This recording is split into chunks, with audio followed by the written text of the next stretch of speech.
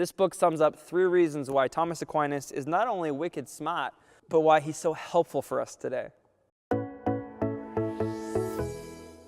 Thomas Aquinas is called by G.K. Chesterton in this great little book, The Dumb Ox, Thomas of the Creator. Chesterton says that when you read Thomas, it's sort of like being in this big, beautiful room where this bright, warm light shines in.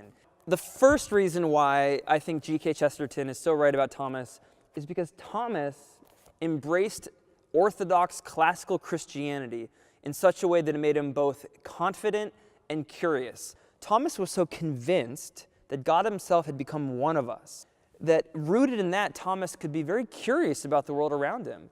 He's asking, Averroes and Avicenna. He's curious about pagan writers, Plato, Aristotle. Well, how can he have that kind of confidence? It's not because he's like a jellyfish and he's not willing to bite down on any solid truth. He's so confident in the truth of Christ and the truth that God has revealed that he's able to go out curiously and non-violently and look for evidence of God's work everywhere. The second reason Thomas is so helpful for us today, so attractive, is because he gets the relationship between faith and science.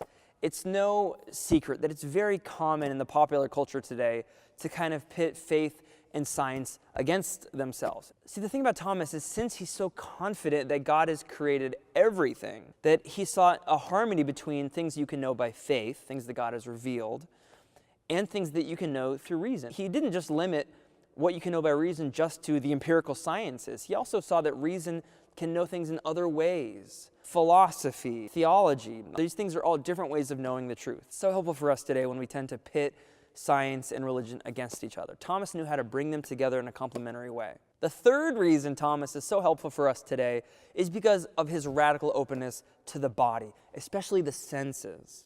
Thomas sees that the senses are where knowledge begins. We begin by seeing, touching, tasting, etc., the world around us. And that experience eventually leads us to God if we follow it through.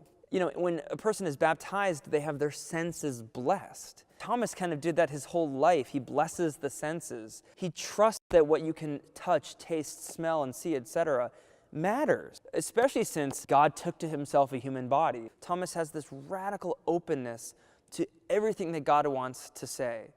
And that's, I think, very helpful for us today. Sometimes when Christians and Catholics can feel a little bit timid or a little shy, boy, Thomas Aquinas is so helpful there. Because he sees faith as curious and open, confident, he sees it as open to science, and he sees it open to the truths of the body and the senses. For all these reasons, Thomas of the Creator is of great help for us today.